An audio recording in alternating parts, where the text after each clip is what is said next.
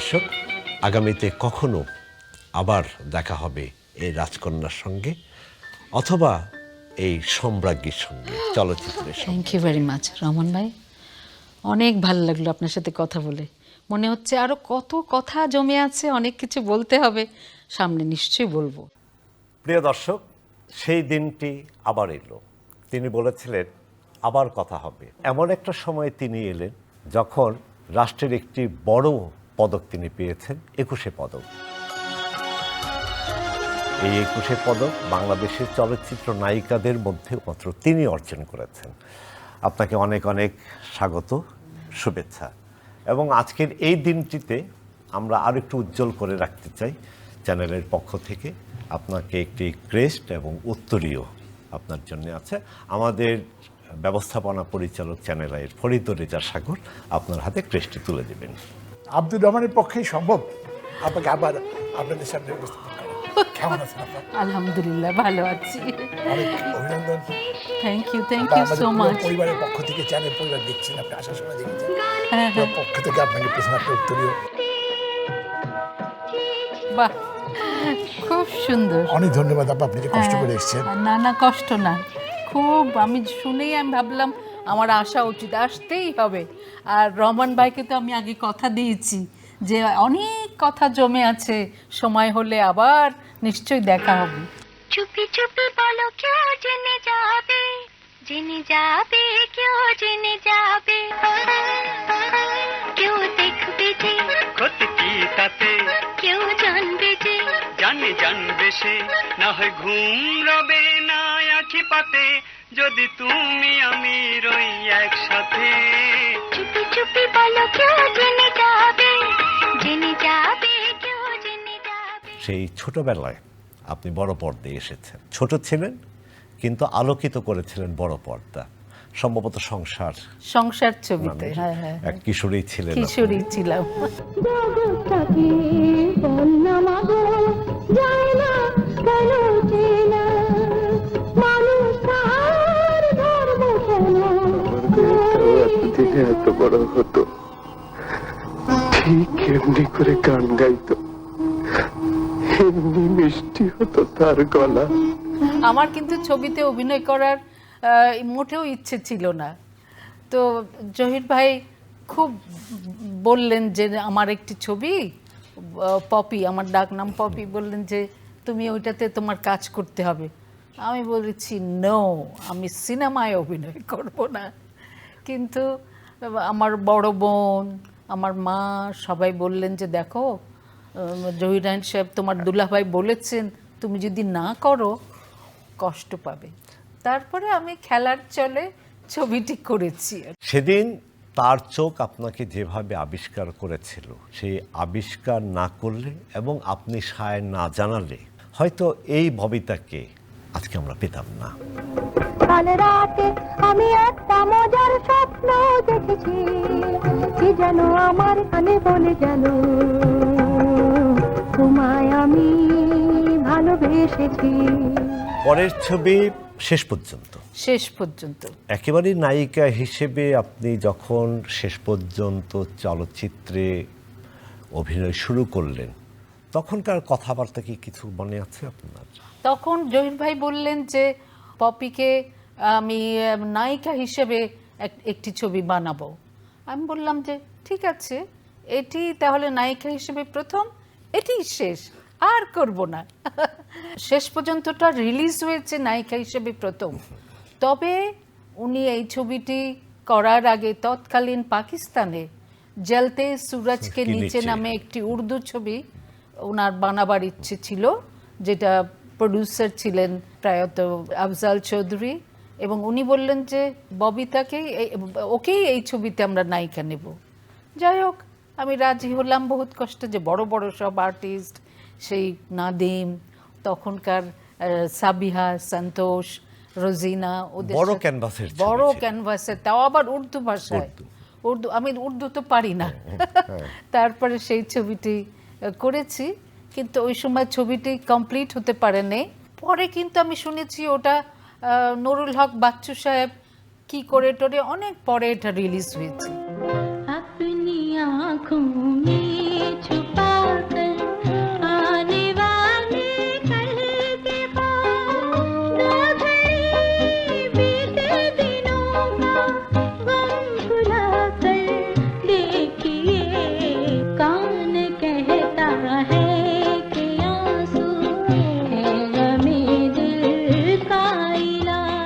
তারপরে এই শেষ পর্যন্ত ছবিটি করলাম।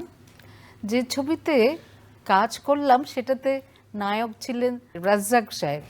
তো আমি বললাম কি, রাজ্জাক সাহেব তো সুন্দর সুন্দর সিকোয়েন্স, ওই মিষ্টি মিষ্টি ডায়লগ, সুন্দর করে রাজ্জাক ভাই আমাকে এমব্রেস করছে, Romantic। আমি আর শর্ট দিতে পারছি না। কেন? আরে এই তার আগের ছবিতে ওনাকে বাবা বলে ডেকেছি, এখন উনি আমার প্রেমিক, এ তো হতে পারে না। জহির ভাই খুব বকা টকা দিলেন, এই এটা কি সত্যি নাকি? তো অভিনয় ঠিক মতো করো। তারপরে সুন্দর করে অভিনয় করলাম। এই হলো এক মাতাল ময়ূর, সে যে সকাল দুপুর মনে বাজায় নতুন, তবু পেখম মেলে তবু আগুন জেলে হৃদয়তে জাগে। ছবিটি খুব সুন্দর হয়েছে এবং এটা তৎকালীন 69 পাকিস্তানের স্বাধীনতা দিবস ছিল। ছবিটি শুক্রবারে রিলিজ হবে। আমার মা তখন নিরাময় নামে একটি হসপিটালে ছিলেন, ওনার ডাক্তার হার্টের প্রবলেম ছিল। আর একটা কথা বলি, মজার ব্যাপার, এই শেষ পর্যন্ত ছবিতে কাজ করে আমি 12,000 টাকা পেয়েছিলাম। তো একটা টয়োটা গাড়ি কিনেছি, সে সময় অনেক টাকা। অনেক টাকার, 12,000 টাকা অনেক টাকা। বললাম যে ঠিক আছে, আমরা আমার আম্মাকে দেখে তারপরে ওই গাড়িতে চড়ে জহির ভাই, সুচন্দা আপা, রাজ্জাক ভাই, আমরা সব সিনেমা হলের সামনে আমরা যাব, দেখব যে ছবিটি কেমন দর্শকরা নিয়েছে, আমার অভিনয় পছন্দ করেছে কিনা, সেই কথা। ঠিক আছে। তারপরে যখন আমি গেলাম হসপিটালের সামনে, দরজা খুলে কেবল এক পা মাটিতে দিয়েছি, তখন একটি ছেলে এসে বলল, আপনি তাড়াতাড়ি আসুন, তাড়াতাড়ি আসুন। আমি গেলাম, গিয়ে আমি তো খুব খুশি, মাকে গাড়িটা দেখাবো, আমি বলবো আজকে ছবি রিলিজ, এই সেই। দরজাতে ঢুকতেই, রুমে ঢুকতেই দেখি মাকে সাদা চাদর দিয়ে ঢাকা হয়েছে। বললেন কিছুক্ষণ আগে মা মারা গেছেন। তো এরপরে আমি আর আমি কিছু বলতে পারি না, আমি তখন সেন্সলেস হয়ে মাটিতে পড়ে গেছি।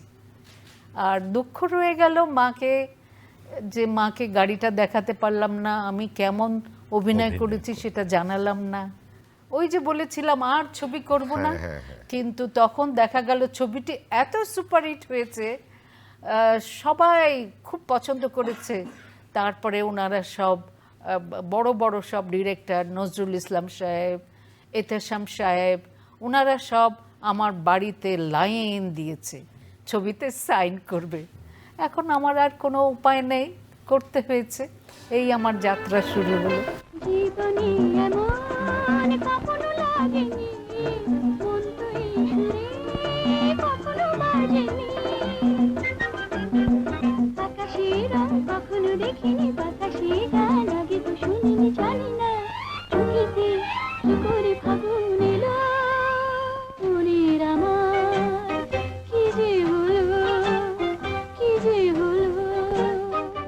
পদার্পণ করলেন এক ধরনের নতুন আভিজাত্য নিয়ে, এবং আমি যতটুকু কাগজপত্র ঘেটে যতটুকু আমার মনে হয় যে রাজ্জাক ভাইয়ের সঙ্গে জুটি হিসেবে সবচেয়ে বেশি ছবি সম্ভবত আপনার। শুধু তাই নয়, আমি ওনার ডিরেকশনে অনন্ত প্রেম, কি যে অপূর্ব ছবি, সেটাতেও আমি কাজ করেছি। আমাদের দুর্ভাগ্য যে ছবিটির কোথাও আসলে কোনো রকম প্রিন্ট কোথাও নাই।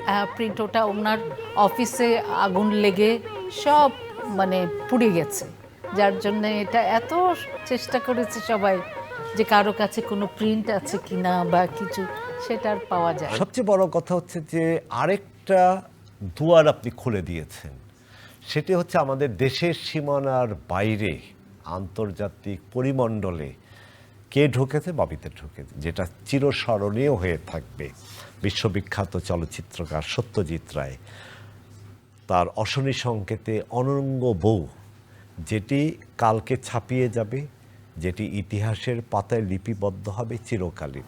আমি কিন্তু একটা কথা শুনেছি, সেটি হচ্ছে এই ছবিটি ওনার অনেক আগে বিভূতিভূষণের গল্প, এটা অনেক আগে করবার কথা ছিল, কিন্তু ওনার মন পুতো আর্টিস্ট পাচ্ছেন না বিধায় উনি ওটা রেখে দিয়েছিলেন, যখন পাবো তখন করব। এবং ঠিকই কিন্তু তিনি পেয়ে গেলেন। হ্যাঁ, উনি খুঁজে পেয়েছেন।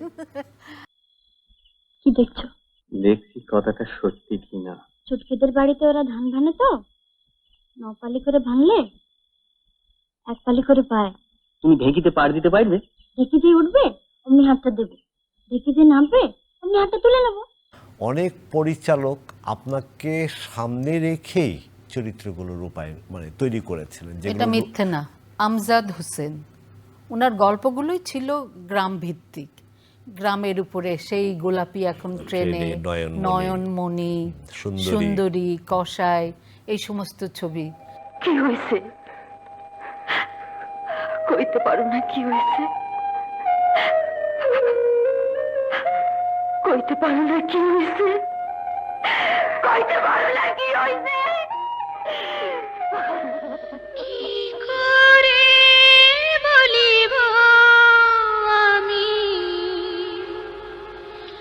আমার মনে বড় জ্বালা,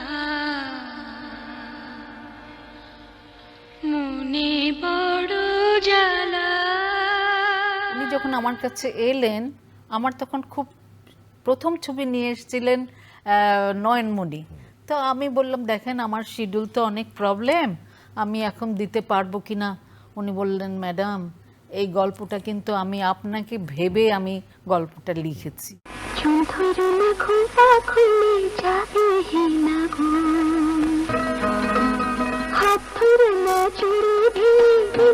আমার হাতে বল দিল কি কলঙ্কের দাগ দিল রাতে, দোহাই তোমার হাত ছেড়ে দাও লাগে বড় ডর, সোনা রঙে দাগ পড়লে কেমনে যাব ঘর, হাত ধরে না চুড়ি দিয়ে যাবে না।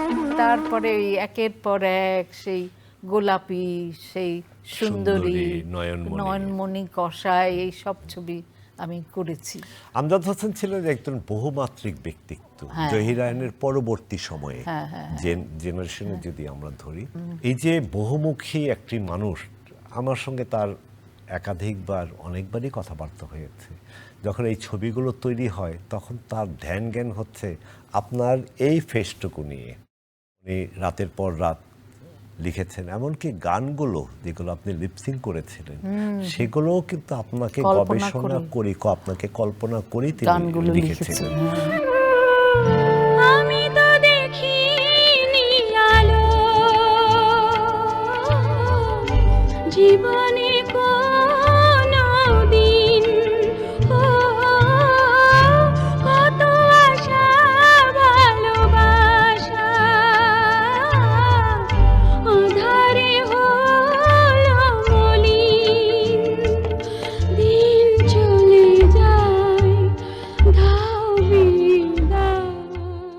আপনি একেবারেই পুরনো ঢাকার একজন মেয়ে। এটাও আরেকটি রেকর্ড যে বাংলাদেশের কোনো চলচ্চিত্র অভিনেতা অভিনেত্রী, একমাত্র রাজ্জাক ভাই যেটা করেছেন, তার ছেলেরা এসছেন, কিন্তু রাজ্জাক ভাই পিতা ছিলেন, তার ছেলেরা এসেছেন।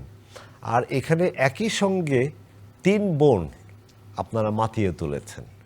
পরিচালক ছিলেন শিবলি সাদিক, 3 কন্যা, দায়িত্ব দিলেন আপনার বাবা, আপনার বড় বোন সুচন্দা, যিনি এই দেশের একজন পায়োনিয়ার চলচ্চিত্র অভিনেত্রী। ওরে বাবা, সুচন্দা আপার সময় কি যে সুন্দর সুন্দর ছবি করেছে। কুসুম ফোটার লগ্ন এলে রশিদ তোমার কি যায় গজলে, হৃদয়ে আমার জড়িয়ে থাকো দিয়ার তো কোনো কামনা না, সরে যেও না এসো কাছে। 1000 বছর ধরে হ্যাঁ, উপন্যাস, ছবিটি, বিখ্যাত উপন্যাস, ওটা পরিচালক। ডাইরেক্টর হিসেবে করেছেন এবং প্রচুর সব পুরস্কার ওই ছবিই পেয়েছে।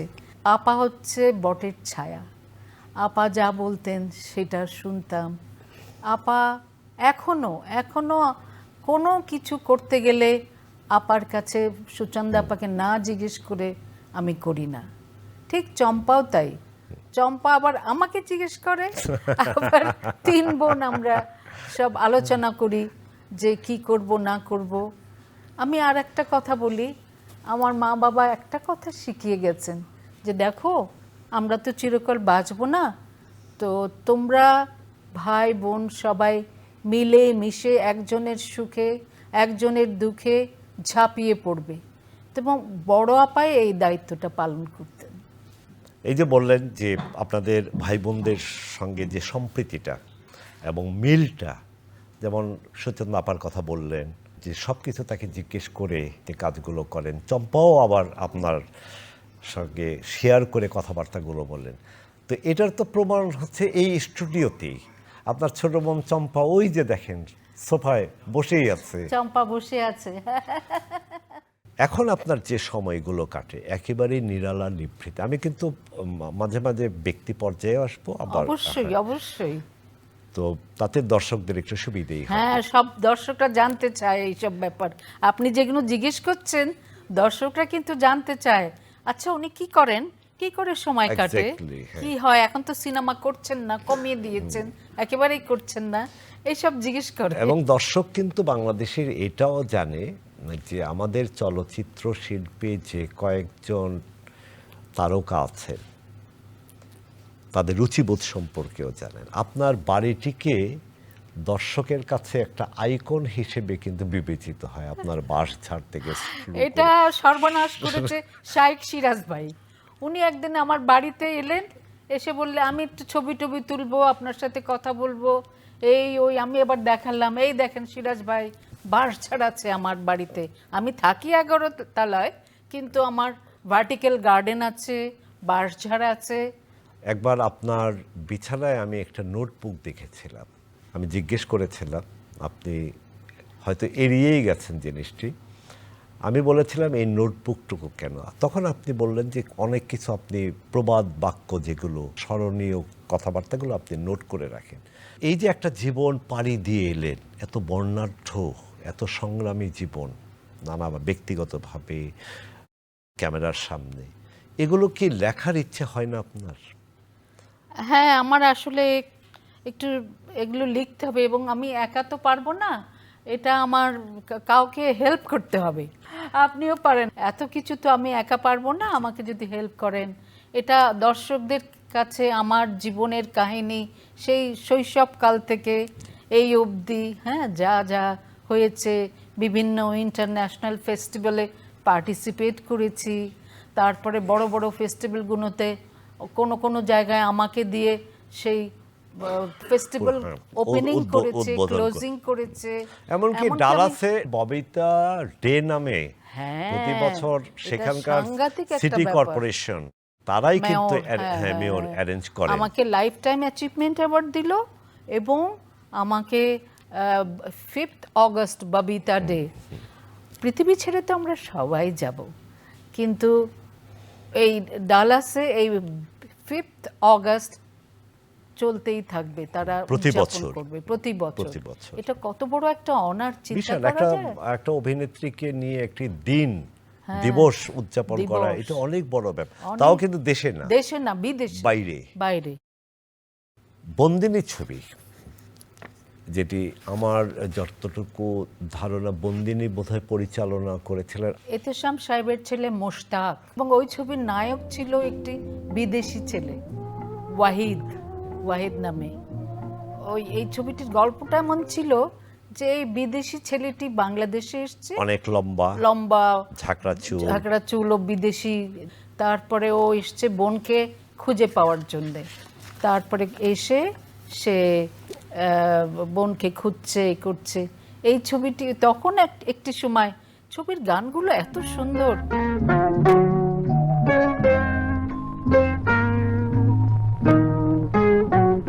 গান নয় জীবন কাহিনী, সুর নয় ব্যথার রাগিনী, কি হবে শুনে কি পাইনি। এই নায়কের একটি কাহিনী গল্প আমি শুনেছি, তারপর তো তিনি অভিনয় করে বোধহয় চলে গেলেন। সে শুধু ডাবিংটা করেছে, আর পুরো ছবিটাও কিন্তু সে দেখতে পারেনি। তারপরে ওর বাবা অ্যাম্বাসেডর ছিল, সেই জন্যে ও চলে গেছে বিদেশে। ওর একদিন এক আত্মীয়া সে আমাকে বলছে, আমি পার্কে হাঁটছি, আমাকে বলছে, excuse me, are you Babita? I said yes, can I talk to you? You know Wahid is my cousin. I said oh my god, really, where is he? বললেন যে he is in California. I said oh well, আমি নিজে ওকে এটা gift করব। আমি নিয়ে গেছি, আমি ওকে ফোন করেছি, ওর বাসায় ফোন ধরলাম, বললাম can I talk two Wahid? সেটা কি এয়ারপোর্ট থেকে? নিউ ইয়র্কে। তা আমি বললাম যে আমি আসবো ক্যালিফোর্নিয়াতে, আমি ওয়াহিদের সাথে দেখা করব, ওকে একটু ফোনে দাও, আমি কথা বলবো। তখন ও যে কথাটি বলল আমার এত খারাপ লাগলো। বললো যে ও তো এই কয়দিন হলো মারা গেছে। তো আমার খারাপ লাগলো, আমি তাকে ছবিটি দেখাতে পারলাম না, ছেলেটা ছবিটিও দেখতে পারলো না। 16টি বছর পার হয়ে বুঝিনি কখন লাগে জীবনে প্রথম ফাগুন এলে মনেতে আগুন লাগে। সে আগুন তুমি লাগালে যখন, এখন আমি কি করি আগে। যখনই আমরা চোখ বন্ধ করতে যাই ঢাকার সিনেমার তালিকা নিয়ে এই নামগুলো চলে আসে, তার মধ্যে একটি হচ্ছে পিচ ঢালা পথ। এই ছবিতেও অনেকগুলো গান ছিল, কিন্তু যে গানটি ইন্ডিকেট করে, ওই গানটির কলি বাজলেই মনে হয় যে এটি ববিতার। ফুলের কানে ভ্রমর এসে চুপি চুপি বলে যায়। আমার আর একটা প্রিয় গান আছে সুন্দরী ছবির, আমি আছি থাকবো ভালোবেসে মরবো, এবং দোহাই লাগে তোমার আমাকে পাগল করো না। আছি থাকবো ভালোবেসে মরবো, দোহাই লাগে তোমার আমারে পাগল কইরো না। হাত দিয়েছি উড়ে যাব বলে, ভালোবাসার সুখ নেব আমি জ্বলে কি সুন্দর গান। ওই সময় সাধারণত আমি যতটুকু জানি যে ফুল স্ক্রিনে এত বড় ফ্রেমিং করা হতো না। আপনাকে যারা তৈরি করেছিলেন, আপনার পাশে যারা ছিলেন, অনেকেই আজকে তারা নেই। তাদেরকে পেয়েছি বলেই তাদের ছবিতে কাজ করেছি বিধায় আমি একটি পর্যায়ে যেতে পেরেছি। আর কিসের অভাব যে জন্য আপনি নীরব? কে তুমি? আপনার নর্তকী নিলাম থেকে 1 লাখ টাকা দিয়ে কিনে এনেছেন, ভুলে গেলেন? কখনো মেরি, কখনো কোচোয়ান, কখনো বাঁধি, কখনো নর্তকী। আসলে কি তুমি? কত সাধু ভুলেছি সাধনা জাতরে আমি সে নারী। আবার আসি ঘরের প্রসঙ্গে। বছরের একটি নির্দিষ্ট সময় আপনি থাকেন কানাডাতে ছেলের কাছে, তখন আপনি একজন মা, আপনার প্রিয় সন্তানটি সেইখানে। আপনি কিন্তু কানাডাতে গেলে, ছেলের কাছে গেলে আপনার কিন্তু ঢাকার কোনো কিছু আর মনে থাকে না, একদম ভুলে যাই সব কিছু, কিচ্ছু মনে রাখতে চাই না। ঢাকা কি হচ্ছে না হচ্ছে এগুলো আমি মনে রাখতে চাই না। আমি গেলে ছেলেকে দেখে প্রথমে জড়িয়ে ধরে, তারপরে ও কি কি খেতে ভালোবাসে নিজের হাতে সেগুলো রান্না করে। কিনে নিয়ে এসে বাজার থেকে, কারণ ও তো চাকরি করছে, ও তো এত সময় নেই। তারপরে সেগুলো রান্না করে ওকে খাওয়াচ্ছি। ও আবার আমাকে বলে, আম্মু আমি কয়েকটা দিন ছুটি পেয়েছি, তুমি চলো আমার সাথে, আমরা যাব ক্যালগারি যাব, আমরা অমুক জায়গায় যাব, ব্রিটিশ কলম্বিয়া যাব। আমি আল্লাহ, অনেক, আমার খুব খুশি, প্রচুর ঘুরে বেড়ান আপনি আমার ছেলে খুব ভালো লাগে। ছেলেকে আমার নিয়ে। অনেক নেশাও আছে, আমি গিয়ে খোঁজ করি মাছ ধরে কারা। হ্যাঁ। আমি মাছও ধরি, মাছ ধরতে ভালোবাসি খুব। এবং একটি সময় যেটা হয়, কানাডার স্নো আমার মোটেও ভাল লাগে না। এত কষ্ট, ঘরের ভিতরে বন্দি থাকতে হবে, আমি কোথাও যেতে পারবো না। আর ওই বরফের মধ্যে আমি খুব হাঁটি, তো হাঁটতে পারছি না ওই বরফের মধ্যে, ঠান্ডার মধ্যে, রুমের ভিতরে। তখন বলি, বাবা আমি কি এখন বাংলাদেশে ফেরত যেতে পারি? বলে আম্মা আমি তো ভেবেছিলাম তোমাকে তুমি এই দেশের কাগজ করো, পিআর হোক, এটা হোক। আমি বলছি, না এটা আমি চাই না। না না না, কেন আম্মা? আমি বললাম যে দেখো, আমি জীবনে বাংলাদেশ থেকে আমি যত কিছু অর্জন করেছি, যা পেয়েছি, হ্যাঁ, সেটার জন্যে আমি বাংলাদেশকে আমার বেশি থাকতে ইচ্ছে করে, ওখানেই আমি সব কিছু চাই। সবাই জিজ্ঞেস করে আপনি নিশ্চয়ই কানাডার সিটিজেন। আমি বলছি নো, আমি পিআরও না, সিটিজেনও না, আমি আমি বাংলাদেশ। হ্যাঁ, ভিসা থাকে, আমি যাই, দেখা করি। এটা এক মানে গভীর দেশপ্রেম থেকে না, হয়তো। দেশপ্রেম তো হতেই হবে। যে দেশ আমাকে এত কিছু দিয়েছে, এত সম্মান দিয়েছে, এত পুরস্কার দিয়েছে, এত পুরস্কার পেয়েছি প্রায় 70টা মতো সবচেয়ে বেশি দেশি। হ্যাঁ, তো সেগুলো আমি এবং সবচেয়ে বড় কথা হচ্ছে যে যখন বাংলাদেশে জাতীয় চলচ্চিত্র পুরস্কার প্রবর্তিত হলো, সেই প্রথম পুরস্কারটুকু আপনি পেয়েছিলেন বাদী থেকে বেগম চলচ্চিত্রে অভিনয়ের কারণে।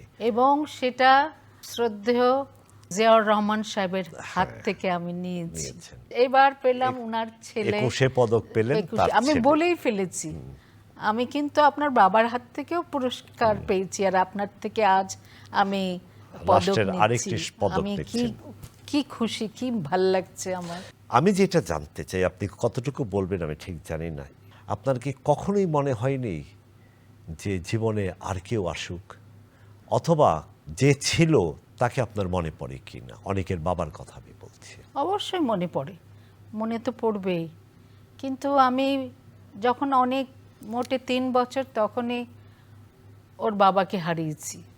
কিন্তু তখন আমার আত্মীয় স্বজন সবাই বলতেন যে তুমি এত অল্প বয়স, তোমার আমার মনে হয় তোমাকে একটু ডিসিশন নিতে হবে, তুমি আর একা থাকা তোমার ঠিক হচ্ছে না।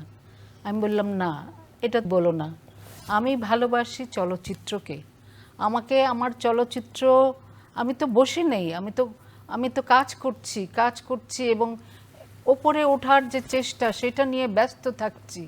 তাহলে আমি আবার ঘর সংসারের মধ্যে যাব, যিনি আসবেন তিনি আবার কেমন হবেন, আমাকে ছবি করতে দেবেন কিনা, আমি ব্যস্ত থাকব, সেটা কি হবে, অনেকের কথা ভেবেও আমি ভাবলাম অনেক কিভাবে নেবে আমি জানি না।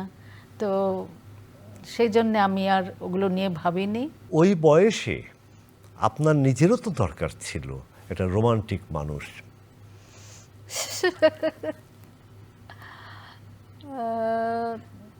এটা নিয়ে আমি ভাবিনি। আমি আমার সন্তান, আমার চলচ্চিত্র, এগুলো নিয়েই আমি সময় কাটিয়েছি, এগুলো নিয়েই ভেবেছি।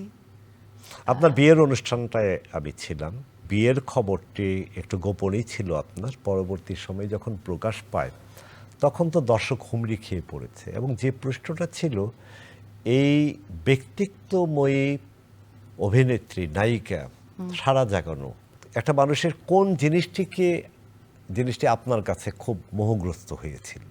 আমার বাবা মৃত্যুশয্যায় ছিলেন এবং উনি বলেছেন যে আমার আগে কিন্তু চম্পার বিয়ে হয়ে গেছিল। ওই আমার ঘর সংসার দেখতো, সব ব্যাংক সমস্ত সব কিছু। তো তখন বাবা দেখলেন আমি তো খুব একা হয়ে গেছি, একদিকে শুটিং করছি আবার এদিকে ঘর সংসার চালানো। বাবা বললেন যে মা, আমি যতদিন বেঁচে আছি আমি কবে চলে যাই, তোমাকে বিয়ে করতে হবে এবং তুমি যাকে পছন্দ তুমি করো, আমাদের কোনো আপত্তি নেই। তো আমি বললাম যে বাবা, আপনারা যেখানে ভালো মনে করেন সেখানেই আপনারা আমাকে বিয়ের চিন্তা করেন। এবং একটা মজার ব্যাপার না বলে পারছি না, সেটা হচ্ছে যখন নাকি বিয়ে ঠিক হলো, ইফতেখারুল আলম সাহেবের সাথে বিয়ে ঠিক হলো, বিয়ের প্রপোজাল এলো, ওনার কথাবার্তা আমি সর্বসাকুল্যে 2-3 দিন ওনার সাথে ফোনে কথা বলেছি। ও সামনাসামনি? সামনাসামনি একদিন দেখা হয়েছে, একদিন মোটে। তারপরে দেখলাম কথাবার্তা খুব ভালো লাগলো তো ভদ্রলোকের, এবং উনি খুব অ্যাপ্রিসিয়েট করছে আমি যে এই যে চলচ্চিত্রে এত উন্নতি করছি, ভালো করছি।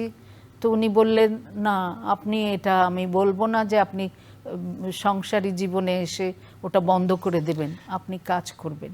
তো এটা বলার পরে আমার মনে হলো এখানেই বোধহয় আমার বিয়ে করা ঠিক হবে। হ্যাঁ, সুদর্শনও ছিলেন, হ্যাঁ, সুদর্শন, খুবই সুদর্শন। খুব ইন্টেলিজেন্ট ছিলেন, খুব ভালো।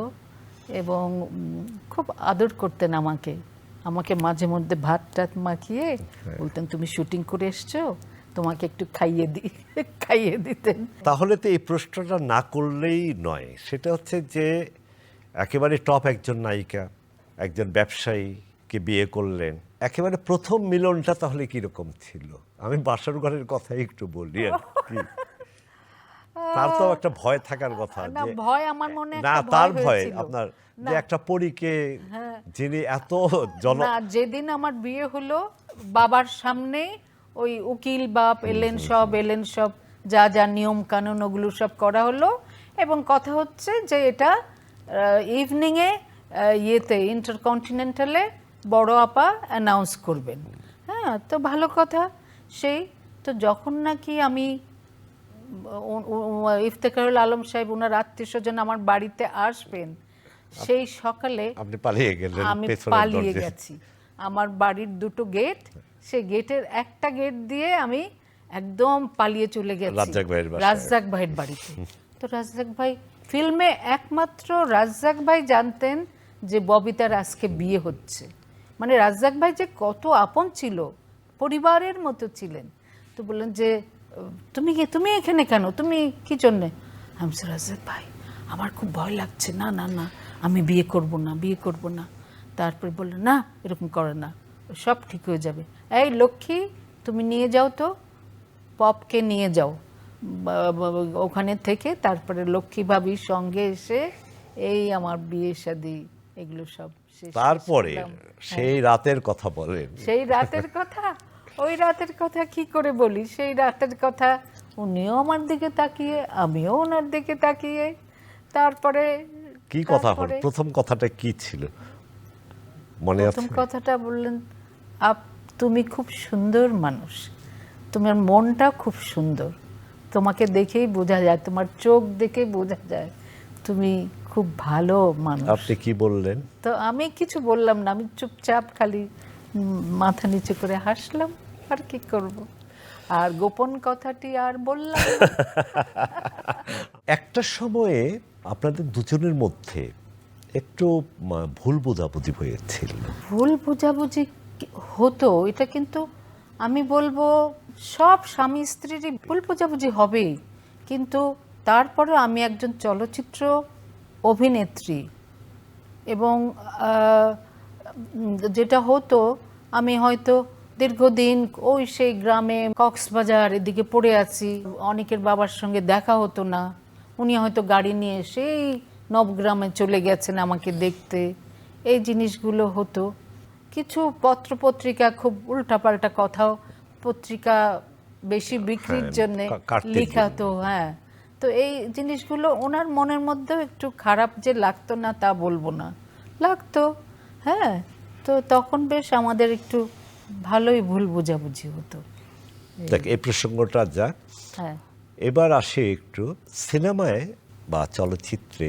আপনি তো প্রচুর নায়কের সঙ্গে কাজ করেছেন, ফারুকের সঙ্গে কাজ করেছেন, জাফর ইকবালের সঙ্গে কাজ করেছেন, রাজ্জাকের সাথে কাজ করেছেন, বুলবুল আহমেদ, কে না সবাই, সোহেল রানার সাথে কাজ করেন সব। বিশেষ করে জাফর ইকবালের সঙ্গে আপনার এক ধরনের বন্ডিং ছিল, কেমিস্ট্রি ছিল। জাফর ইকবালের যেটা হতো সেটা হচ্ছে মডার্ন অ্যাকশন ছবি, মডার্ন অ্যাকশন না, আমি বলবো রোম্যান্টিক ছবি। এবং জাফর ইকবাল তো you know it very well that he was very handsome, good looking, এবং ওর একটা ভালো গুণ গান ছিল, গাইতেন। ভালো গান গাইতো, গিটার বাজাতো, গিটার বাজিয়ে, এবং শুটিংয়ের ফাঁকে ফাঁকে ও আমাকে সুন্দর সুন্দর ইংলিশ গিটারে গান বাজিয়ে গান শিখাতো। তারপরে হয়তো কোনো জায়গায় মঞ্চে দর্শকরা বলে বেড়াতো, আমরা ববিতা জাফরের সেই- ইংলিশ গান শুনতে চাই। এই যে ইয়েগুলো ছিল, একটা ওই কৈশোর বয়সে, আমি বলে দিচ্ছি আপনাকে, খুব মন খুলে বলেন। মন খুলেই বলছি, তখন আমার বয়স কত হবে, 15-16। এবং ওই সময় আমি যখন ভারত থেকে সম্মান টম্মান নিয়ে এলাম, এফডিসিতে আমাকে সম্বর্ধনা দেওয়া হলো। আর জাফর ইকবাল যেটা করলো সেটা হচ্ছে সমস্ত স্টুডিওর আর্টিস্টদেরকে সব মিষ্টি বিতরণ করলো, যে ববিতা খুব সুনাম বয়ে নিয়ে এসছে খান, এই সমস্ত সব করতো। এগুলো লোক সবাই বুঝতো যে আর কোনো নায়ক তো করতো না, ইকবালই করতো, নিশ্চয়ই ওকে কোনো ব্যাপার আছে ওদের মধ্যে। তো এই জন্যে এই জিনিসগুলো ছিল। কিন্তু বেশ একটু ভালো প্রেম ভালো। প্রেম কিন্তু ছিল, আপনি যতই না আমি মানে- মিথ্যে বলবো না। হ্যাঁ, হ্যাঁ, আপনিও ভালোবাসতেন কোনো হ্যাঁ। না কোনো ভাবে, জাফরও আপনাকে ভালোবাসত। প্রচুর ভালোবাসতো। এবং আমি এটাও করতাম, যখন পরিচালকরা আমার কাছে আসতেন যে এই রোলটার জন্যে জাফরকে কি নেওয়া যেতে পারে, তো আমি বললাম যে হ্যাঁ হ্যাঁ এটা ইকবালকেই মানাবে, ওকে নেন। হ্যাঁ, তো এরকম ওরা বলতেন একটু ভয় পাই যে উনি একটু দেরি করে শুটিংয়ে আসেন। আমি বলছি, না না না আমি বলে দেব। তখন ডাইরেক্টররা মনে করতেন ববিতা বলে দিলে জাফর ঠিক মতো সময় মতো আসবে। তো এই যে জিনিস, এবং তার জন্যে আপনি বাইরে থেকে জামা কাপড়ও নিয়ে আসতেন। আমার তো খুব বিদেশ যাওয়া পড়তো, তো আমি যখন যাইতাম তখন ভাবতাম আচ্ছা আমার আর ইকবালের যে সিনেমাগুলি সামনে আসছে, আমি যে তখন তো বেশ একটু মডার্ন ড্রেস ট্রেস পরা হতো, তাই আমি ভাবতাম আমার জন্য কিনলাম, ইকবাল কি পরবে? ইকবালের তো ডাইরেক্টর প্রডিউসাররা যা দেবে হয়তো অত সুন্দর হবে না, এক কাজ করি আমি বেছে বেছে বেছে বেছে সুন্দর সুন্দর ওর জন্যে ওই সেই টি শার্ট এটা ওইটা, এমনকি বুট, লম্বা লম্বা বুট, এই ওই সুটকেস ভরে নিয়ে আসতাম, তাতে করে ওই ছবিতে আমাদের দুজনকে পাশাপাশি সুন্দর লাগতো। দুজনার দুটি বুকে না বলা কত ভাষা, স্বপ্ন ভরা চোখে কত না রঙিন আশা, দুজন দুজনার কত যে আপন, দুজন দুজনার কত যে আপন, কেউ জানে না, কেউ জানে না। সেই সংসার থেকে শেষ পর্যন্ত থেকে এই পর্যন্ত ভালোবেসেই গেলেন চলচ্চিত্রকে। এই যে আপনার যে ব্যাপক বিশাল কন্ট্রিবিউশন, অবদান ছোট বড় দেশে বাইরে, এই জন্য আবারও আমি অভিনন্দিত করতে চাই আপনাকে, আবারও শুভেচ্ছা জানাতে চাই। অনেক কথা আমারও জানার ইচ্ছা ছিল, কিন্তু সময় খুবই সীমাবদ্ধ। এই ফ্রেমে আবার হয়তো কখনো কোনো দিন আপনার সঙ্গে মুখোমুখি বসার সুযোগ হবে। আবার সেই আবার আবার প্রিয় দর্শক, কথা হচ্ছিল তার সাথে যাকে কোনো ব্যঞ্জনায় কোনো বিশেষণে ধরে রাখা যায় না। অনেক অজানা কথাও আজকে তিনি খোলাখুলি বললেন। প্রিয় ববিতা, আজকে এই সময় দেবার জন্য আপনাকে আবারও অনেক অনেক ধন্যবাদ, শুভেচ্ছা, শুভকামনা আপনার জন্য। আমি অত্যন্ত আনন্দিত আজকে যে সুন্দরভাবে আমি গাড়ি থেকে নামলাম, তারপরে সেই রেড কার্পেট, মাই গড, খুব মন খোলাভাবেই আলাপ করেছি আশা করি, এবং অত্যন্ত ধন্যবাদ, অনেক অনেক খুশি হয়েছি। প্রিয় দর্শক, আপনাদের সবাইকে আমার শুভেচ্ছা। আপনাদের ভালোবাসায় ববিতা হয়েছি, জীবনে অনেক পুরস্কার পেয়েছি, কিন্তু আপনাদের ভালোবাসাই হচ্ছে সবচেয়ে বড় পুরস্কার। আপনারা ভালো থাকেন, সুন্দর থাকেন, সুস্থ থাকেন। কেন সাগর সৈকত